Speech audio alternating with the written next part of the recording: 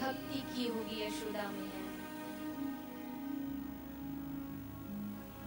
ऐसी अद्भुत आनंद ब्रिज में चारों ओर छाया हुआ है। गोपियां आ रही है।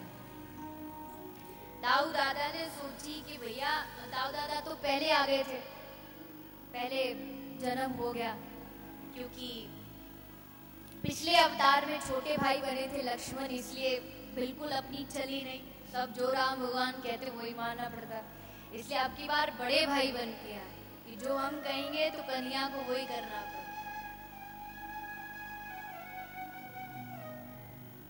दाऊ दादा, अब कन्हैया आया तो किसी को होश नहीं। दाऊ दादा को एक कमरे में, कक्ष में, कोने में पटक रखा है पल्ले में। दाऊ दादा को गुस्सा आए, बोले हम भी तो चले लाला के दर्शन करने, कोई हमको भी तो लेके जाए। कैसे करे? तो जोर जोर से रोना शुरू किया।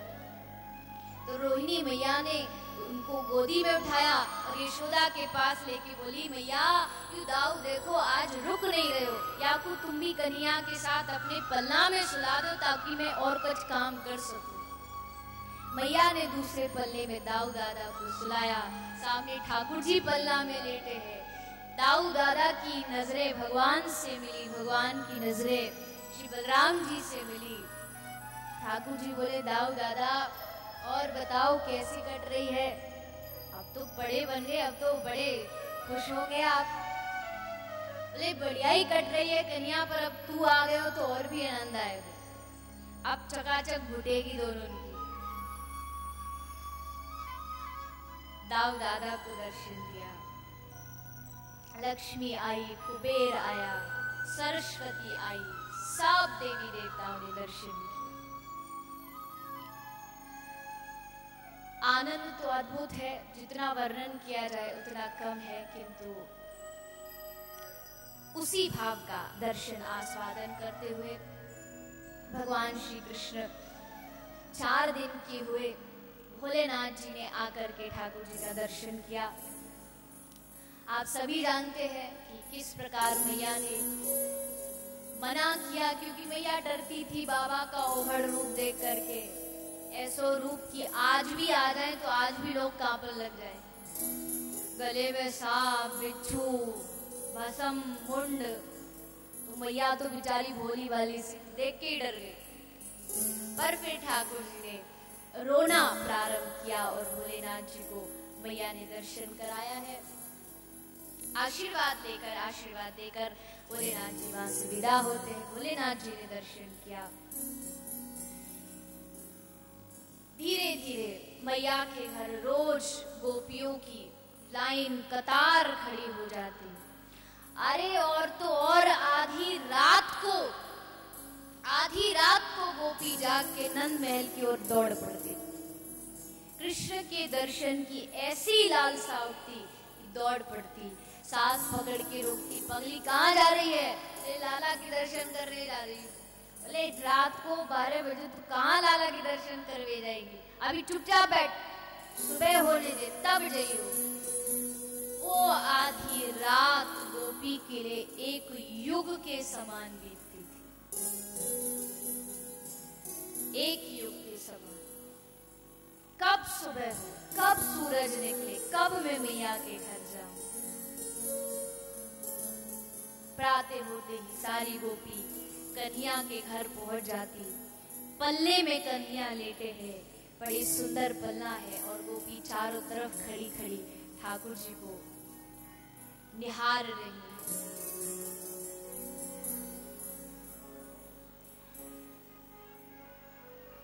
कैसा वो दर्शन है, आइए सभी भाव से दर्शन करते हैं। चांदी की पालकी, रेशम की डोर डारी, अंगना में झूले मेरे बाके बिहारी, अंगना में झूले मेरे बाके बिहारी, अंगना में झूले मेरे बाके बिहारी, अंगना में झूले मेरे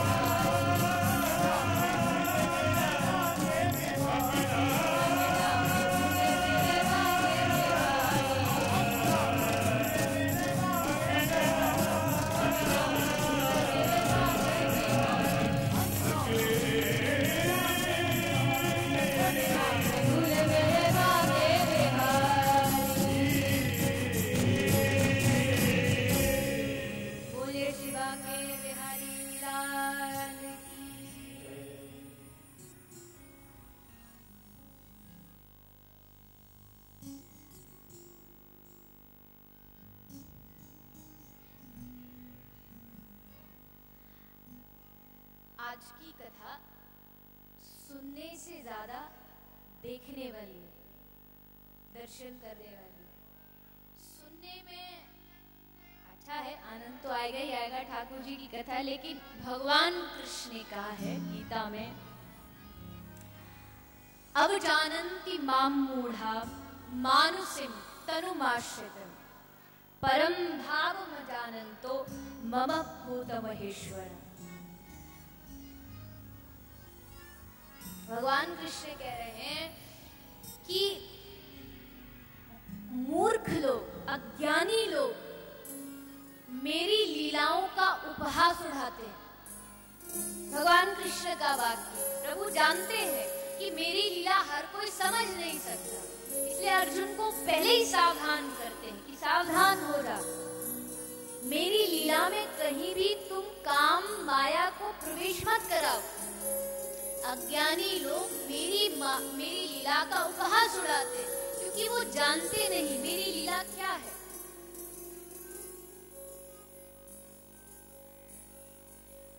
अब जिसको मालूम ही नहीं तो वो क्या जाने। तो इसलिए इस कृष्ण कथा को जो सुनता है सिर्फ, उसको कहीं कहीं कृष्ण कथा में थोड़ा कभी कभी कुछ प्रश्न हो जाते, अरे ठाकुर जी ने ये क्यों किया, ऐसा क्यों किया, ये नहीं करना चाहिए था। लेकिन जब इस कथा को प्रेम से, भाव से वैष्णव दर्शन करता है तो उसके सारे माया के पर्दे हट जाते हैं। तो आंगन में मैया के नंद महल में ठाकुर जी पलना में लेटे हैं, चारों तरफ से गोपियां बैठी है, बस कृष्ण की एक मुस्कुराहट का इंतजार कर रही है। एक मुस्कुराहट मिल जाए तो गोपी का दिन बन जाता था, गोपी का जीवन बन जाता था।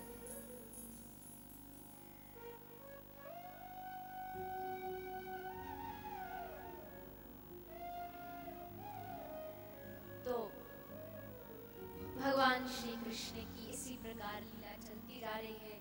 6 दिन के हुए तो पूतना मौसी आई, मौसी थी, मौसी बन के आई थी ठाकुर जी की माँ के रूप में। ठाकुर जी ने सोचा कि यूं मौसी बढ़िया है, दुनिया की मौसी आवे को टोपी लावे, कोई चॉकलेट लावे, यूं पहली मौसी होगी जो जहर पिवावे को आई है। और सबसे बड़ी बात, फाइनल भी तो नहीं, या तो जहरी पिला ले या दूध ही पिला ले, कुछ फाइनल भी नहीं। पर ठाकुर जी ने सोचा कोई बात नहीं, मुसीबत में तो अपने दोस्त ही काम आते, इसलिए ठाकुर जी ने भोलेनाथ जी को बुलाया।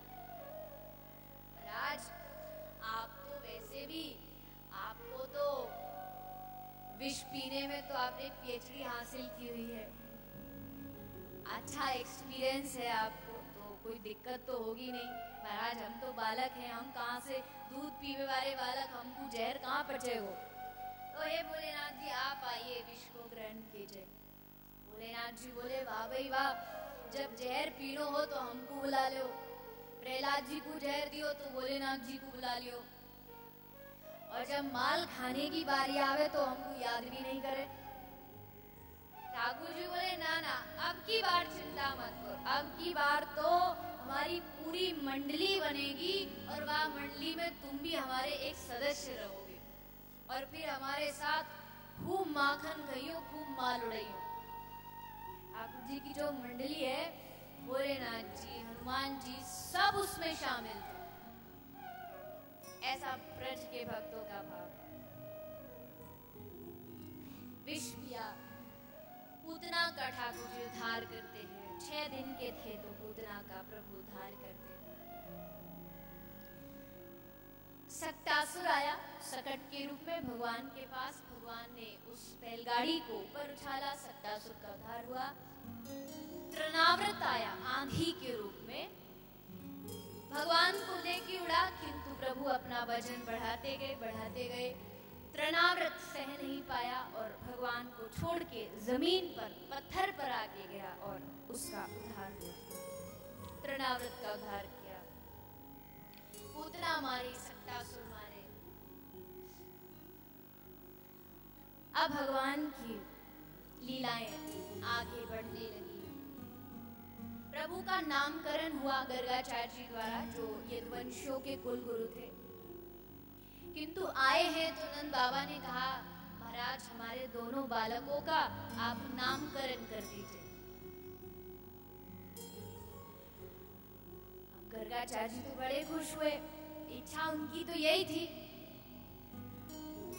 कोई आपसे कोई आपके घर को 5 लाख रुपए उधार मांगने आए और उसके बिना कहे आप उसको बोलो कि ले भैया हम थोड़ा कहीं बाहर जा रहे हैं, हमारे घर में थोड़ी दिक्कत है, ये 5,000 रुपये जब तक हम आए अपने पास तू ये रख ले।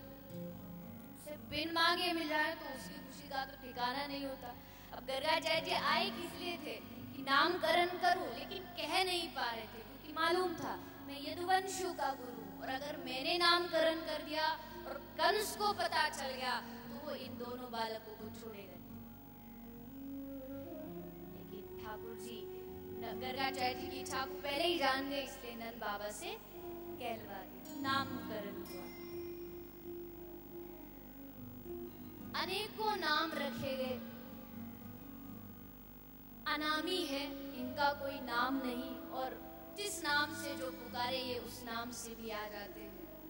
कोई चीर चोरा गोपीनाथ कह दे, कोई रणछोड़ राय कह दे, कुछ भी पुकार ले बस ये आ जाते हैं।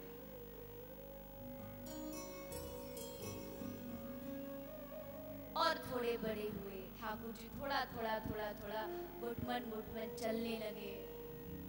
मैया ने पैरों में छोटी छोटी सोने चांदी की पायल बांध ली, छम की आवाज से चलना सीख जाए। चलना सीख रहे हैं। घुटमन चलते चलते आए, सामने मैया का जो द्वार है, चौखट है, उसको पार कर रहे थे, पर चौखट तो पार हुई नहीं, चौखट के बीच में अटक गए। ना तो उधर जा पाई ना बीच में अटके। नारद जी खड़े खड़े हंस रहे, वाह प्रभु तेरी लीला, कौन जान सकता है भला। जगत पिता परमात्मा आज चौखट नहीं पार कर सकता।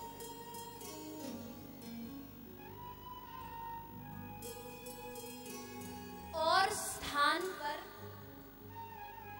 भगवान सेव्य हैं, लेकिन ब्रज में भगवान सेवक है। ब्रज में जो मैया कहेगी, जो नंद बाबा कहेंगे, वो ठाकुर जी करेंगे। एक दिन बड़ा सुंदर यहाँ एक प्रसंग सुखदेव जी सुनाते हैं। एकदा गृहदासेषु यशोदा नंद की। यशोदा मैया सुबह सुबह प्रातः काल की बेला है, मैया अपने सामने माखन की मटकी रखी है, दही की, और रस्सी से दही मंथन कर रही है। जोर जोर से मथनी की आवाज आना चालू है। मैया के घर 9 लाख गैया थी, सेवकों की भी कमी नहीं थी, लेकिन मैया कृष्ण की सेवा अपने हाथों से करती थी। कृष्ण की सेवा कभी दूसरे के हाथों से नहीं करा। आजकल क्या होता है, हम लोग कुछ धन जिसके पास थोड़ा अधिक होता है तो टाइम होता नहीं, तो कोई और आदमी रख लेते ठाकुर जी की पूजा की। अब इनको कौन समझाए। मैंने खुद ने देखा है, 2-3 पंडित घर में रखे हुए, वही रोज पूजा पाठ करते थे और फिर कहते पंडित जी ने हमारे हाथ में संकल्प करके सारा वो हमको दे दिया। हाँ ठीक है, ऐसा शास्त्रों में विधान है, संकल्प दिया जाता है, लेकिन भक्ति, अब तुम पंडित जी को भोजन करा दो और कह दो कि हम नहीं भोजन करते, पंडित जी संकल्प करके भोजन हमें दे देंगे। किया आज तक? भोजन नहीं किया तो फिर भजन क्यों करते हैं? भजन खुद करो। किसी आदमी से कहो ना भैया थोड़ा माला किया करो, नहीं साहब, हमारी पत्नी कर लेती है, हमें तो उसी में से मिल जाता है, एक चवन्नी नहीं मिलेगी तुझे, ये ध्यान रखना, ये सत्य बात है। हाँ, पति पत्नी को धर्म पति पत्नी कहा जाता है। इसमें से जो पुण्य करोगे वो मिल जाएगा, लेकिन भजन किसी को किसी का नहीं मिलेगा। इस बात को ध्यान रखें। यज्ञ करते हो, चलो पत्नी ने किया तुम्हें मिल जाएगा, दान किया पत्नी ने तो भी तुम्हें मिल जाएगा, पर भजन अगर तुम करोगे तो तुम्हें मिलेगा, सत्संग तुम सुनोगे तो तुम्हें मिलेगा, तुम्हारी पत्नी के सुनने से नहीं मिलेगा।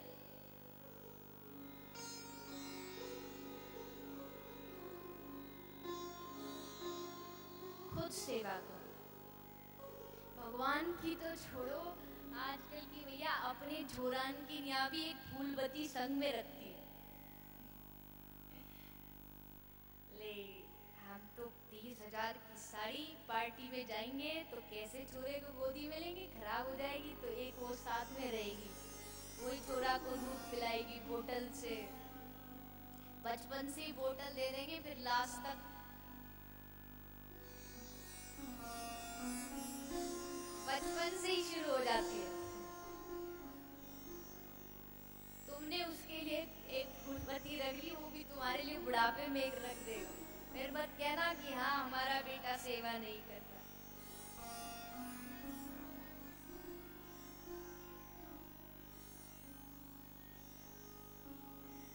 जब साधारण बच्चे के लिए खुद सेवा करनी है तो भगवान की तो फिर बात ही क्या।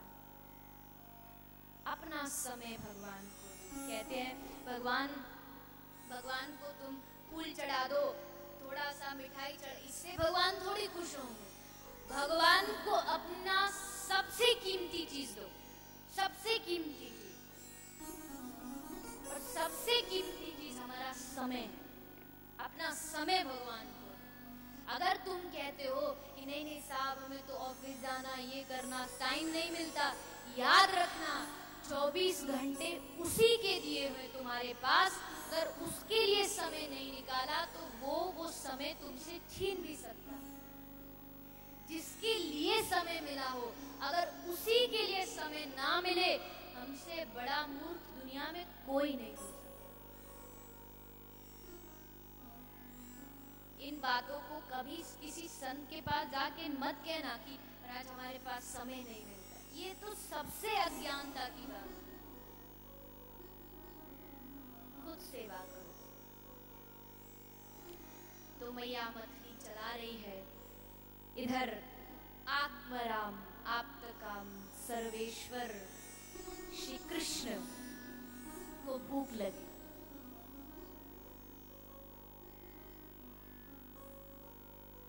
भूख लगी तो ठाकुर जी सुबह उठे, उठते ही जोर जोर से आंख मचल मचल के ठाकुर जी रोने लगे।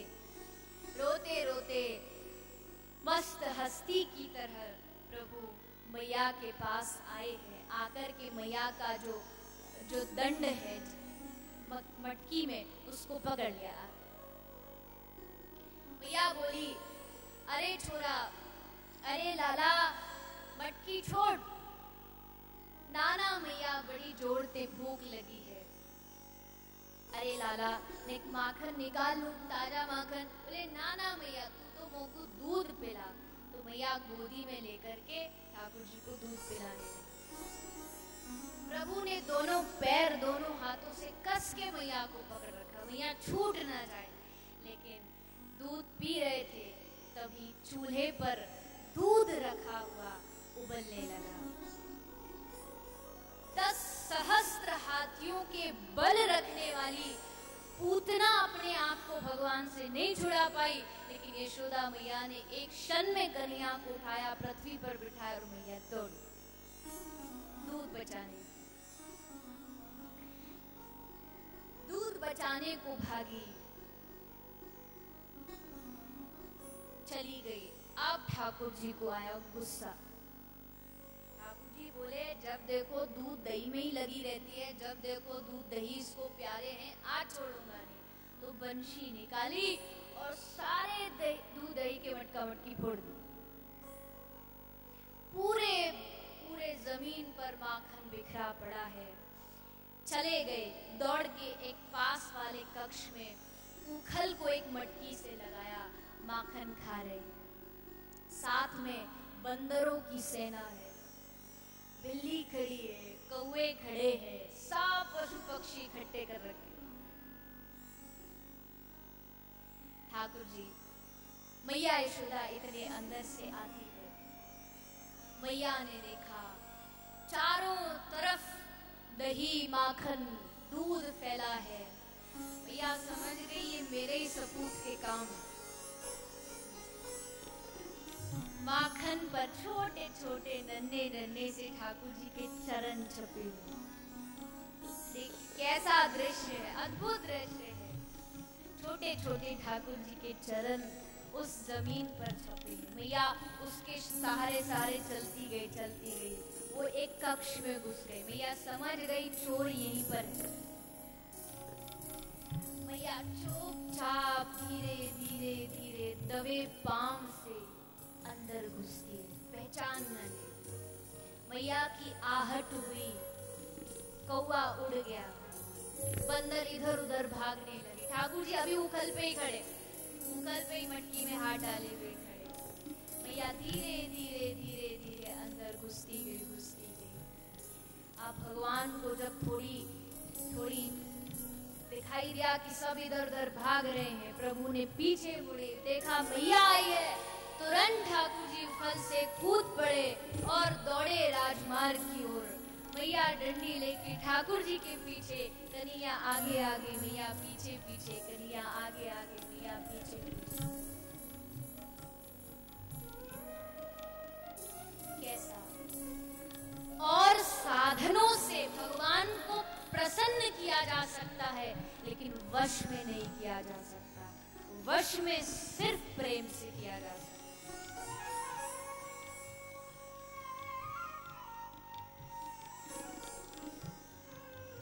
एक बात और, ये जो उखल बंधन की लीला हुई थी, ये इसी कार्तिक के महीने में हुई थी। यही कार्तिक के महीने में, कार्तिक शुक्ल प्रतिपदा को ये उखल दाम बंधन लीला हुई। इसलिए ये पूरा कार्तिक महीना, इसको हमारे गौड़िया संप्रदाय में नियम सेवा कहते हैं। और इस पूरे महीने में प्रभु के इसी रूप का दर्शन किया जाता है, जो प्रभु उखल से बने हुए इसी रूप का। एक बड़ा सुंदर पद्म पुराण में नारद जी और सौनकादि ऋषियों के वार्तालाप में एक सत्यव्रत मुनि हुए। उन सत्यव्रत मुनि ने पद्म पुराण में एक बड़ा सुंदर दामोदर